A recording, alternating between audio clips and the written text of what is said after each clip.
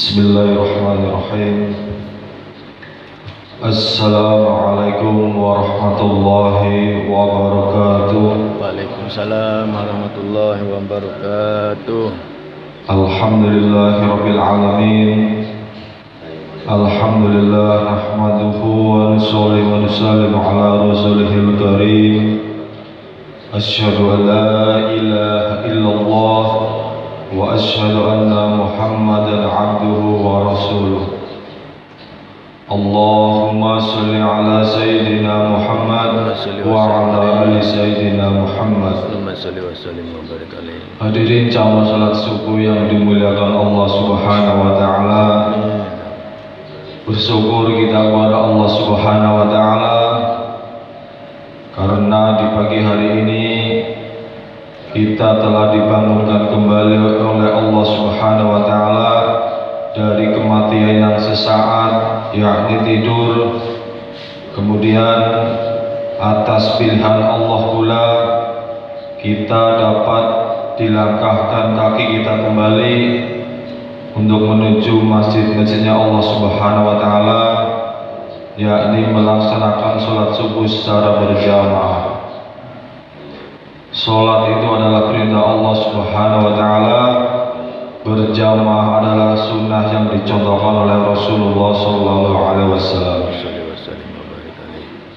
Sholawat serta salam marilah senantiasa kita curahkan, kita limpahkan kepada baginda Nabi besar Muhammad sallallahu alaihi wasallam, kepada para keluarganya, sahabat-sahabatnya dan semua pengikutnya. Mudah-mudahan di yaumil akhir nanti kita semua mendapat syafaatnya. Amin ya Allah. Amin ya Allah.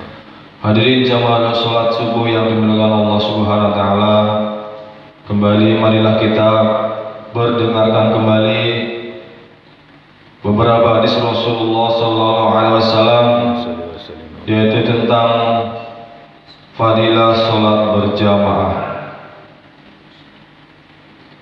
Dari Ibnu Mas'ud radhiyallahu anhu yang berkata, barang siapa ingin berjumpa dengan Allah pada hari kiamat sebagai seorang muslim, maka hendaklah ia menjaga salat 5 waktu di tempat azan dikumandangkan, yakni masjid. Karena sesungguhnya Allah telah mensyariatkan kepada Nabi kalian sunanul huda, yakni jalan-jalan petunjuk dan kebaikan, dan sesungguhnya sholat berjamaah 5 kali di tempat azan dikumandangkan adalah termasuk sunnah huda.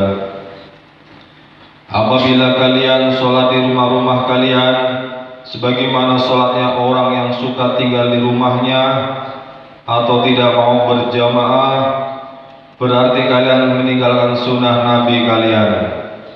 Dan seandainya kalian tinggalkan sunnah Nabi kalian, niscaya sesatlah kalian.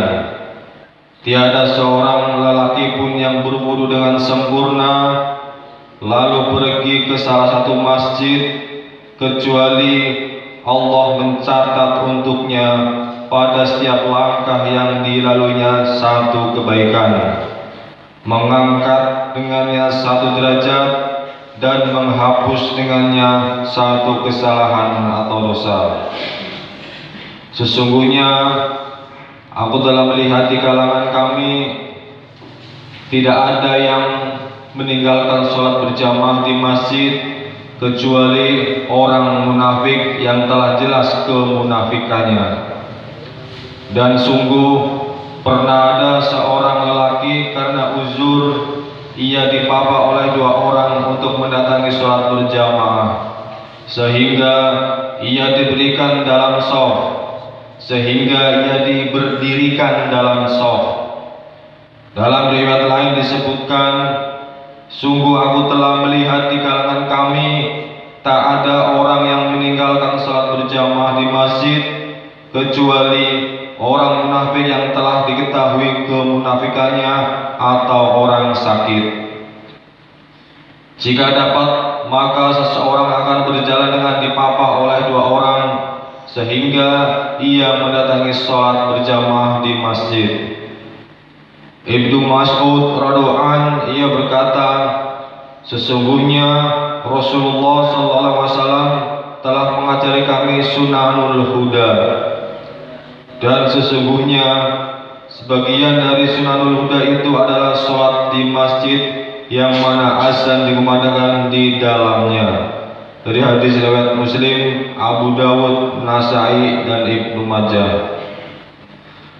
Betapa teguh para sahabat menjaga sholat berjamaah sehingga orang yang uzur pun diusahakan agar dapat mendatangi sholat berjamaah walaupun harus dipapah oleh 2 orang.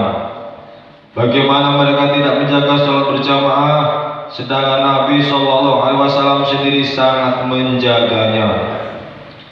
Ketika beliau sakit parah yang menyebabkan wafatnya, beliau beberapa kali terjatuh saat hendak mengambil wudhu. Akhirnya dengan susah payah beliau dapat berwudhu dibantu oleh Abbas radhiyallahu anhu dan seorang sahabat yang lainnya. Ketika itu kaki Nabi SAW tidak dapat berdiri tegak, maka atas permintaan beliau Abu Bakar radhiyallahu anhu mengimami sholat berjamaah, sedangkan beliau sendiri menyertai para jamaah di belakangnya. Dari Abu Darda radhiyallahu anhu berkata, aku mendengar Rasulullah SAW bersabda, beribadahlah kepada Allah seolah-olah Dia ada di hadapanmu dan seolah-olah kamu melihatnya. Jadilah kamu seperti mayat sehingga tidak dapat berbuat sesuka hati. Waspadalah terhadap doa orang yang dizolimi dan berusahalah untuk mendatangi sholat subuh dan isya berjamaah walaupun harus pergi dengan merangkak-rangkak. Hadis yang lain menyebutkan bahwa sholat subuh dan isya sangat berat bagi orang-orang munafik. Seandainya mereka tahu betapa besar pahala sholat berjamaah subuh dan isya, niscaya mereka akan berusaha mendatanginya walaupun harus merangkak-rangkak. Hadirin jamaah salat subuh yang dimuliakan Allah Subhanahu wa taala, demikianlah sebuah hadis Rasulullah SAW tentang bagaimana pentingnya sholat berjamaah. Maka marilah kita kesankan dalam hati, karena dengan mengesan dalam hati maka Allah akan memberikan kefahaman bagi kita sehingga kita mudah dalam mengamalkannya. Tidak lupa kita sampaikan kepada saudara-saudara kita hifaratul majlis, subhanakallahumma wa bihamdika asyhadu an la ilaha illa anta astaghfiruka wa atubu ilaik. Assalamualaikum warahmatullahi wabarakatuh. Waalaikumsalam warahmatullahi wabarakatuh.